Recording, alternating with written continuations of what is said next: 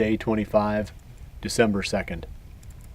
This is the last evening before Iowa's shotgun season comes in. It's the last evening for bow hunting. Tonight we're going to perform a little experiment. I came out here about 2 hours ago and moved the blind on this ridge that we're going back to hunt. The last 2 times that we've hunted here, the does all came out about 50 to 60 yards behind the blind, and then they kind of worked right up to the blind, but they never really came past it where I could get a shot at them. I thought about just turning the blind around and facing it the other direction, but the wind wasn't going to work right. So instead, I moved the blind about 75 yards and circled around where they were coming out at and put it on the downwind side. So the experiment is to see how much attention they pay to those kind of details. We'll see if it matters to them, see if they notice it even. But also there's always that risk that when I went out and moved it that I bumped a few deer with the truck, going in, that sort of thing. But 2 hours ago, I would think they've pretty much forgiven that kind of an intrusion. Normally vehicles on farm fields aren't any big deal as long as the deer have a little bit of time to adapt to it after they leave. So we're going to go back in there and see how the deer react to this blind being moved. If they don't react to it, which is kind of what I'm hoping, then that does open up a different approach to hunting some of these fields with these mobile blinds. You can move them from one day to the next depending upon where the deer are coming out or even what direction the wind is blowing. So that might be kind of cool to learn something new tonight and maybe shoot a couple of does along the way.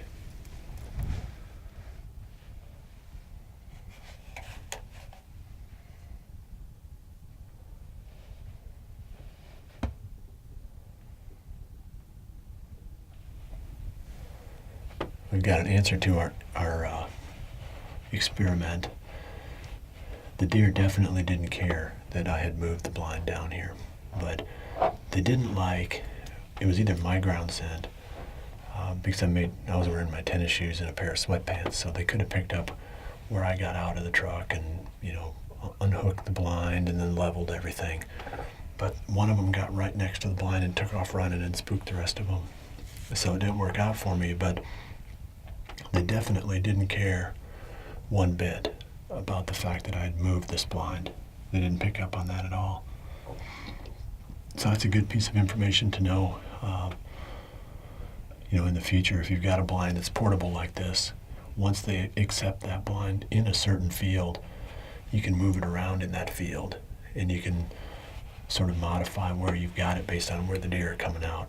And that makes it a whole lot more flexible than if you just have to put the blind out there and hope for the best like you do with some of them. But I'm not going to be afraid in the future to move the blind around a bunch. I don't think they're going to pay any attention to where it is once they're used to it being out there. That's been it for this end of the field. We had that one little flurry. I don't know how many does there were there, does and fawns, probably 5 or 6 or so, and nothing else on this end. I'd say I probably still have a half an hour left here.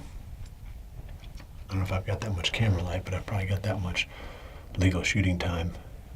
And something could still come out because the deer that we saw earlier came from my left. And there's usually a little group of them that comes from my right.